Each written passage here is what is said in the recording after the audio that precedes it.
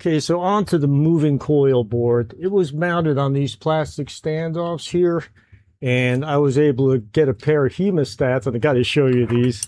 I got these hemostats at Harbor Freight. I've never seen a pair this big.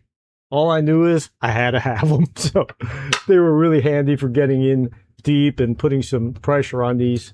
You have to squeeze them in here to get the board to pop off. Not a lot of work to be done on this board, but we do have quite a few adjustments. As you notice, there's 3 for each channel. 2 of them are for voltage regulation, positive and negative 10 volts. And the other one is for DC balance, which they want us to use the distortion analyzer for. I think I'm going to use the Keithley 2015 THD for this because it has a faster update rate. And I think that's going to help when we go to make the adjustment. I've had this on for about a minute now, and I think I'm going to leave it on for another minute to stabilize. They didn't mention to do that in the manual, but it does look like it's still changing a bit. They also said to center these pots. I just left them where they were, but I am going to start adjusting these and see how that goes. The adjustments are here and here, the 2 white colored pots. So let's see. This one is the positive. I want to get it down to 10. Okay. And this should be the negative. We also want to get that down to negative 10. All right, I'm going to leave this on for a few, let it stabilize. And I'm going to do the other channel off camera. Just wanted to see what the process was. And then after we get this set up, I'm going to have to go through the distortion.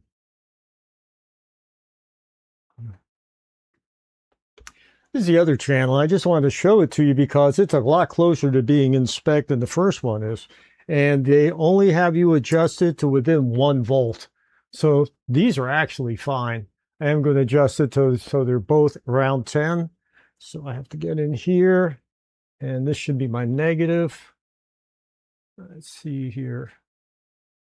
That's around 10. And the positive. There, so those are good. This is one of the problems with having meters that have so many digits. You want to get it perfect, and you don't need to.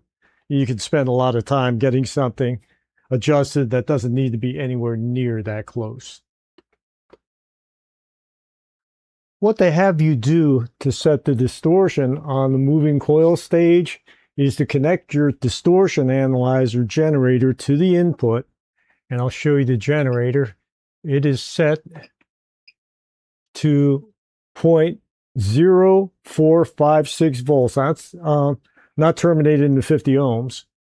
But that's what they want you to do. They want you to set this until you get 20 volts output from your tape out.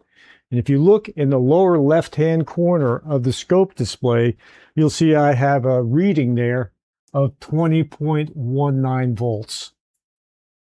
So once you get it set like that, and we are in the tape in right here, and that's going to the moving coil input, and I'm coming out of the tape out here.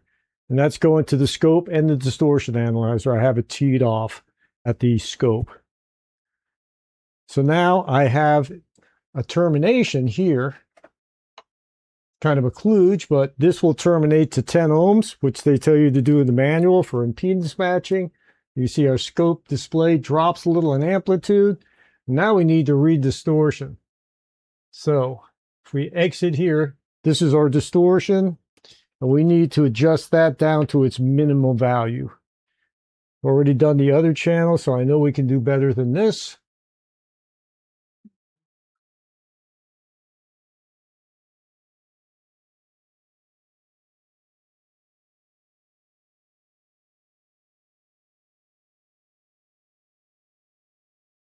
Okay.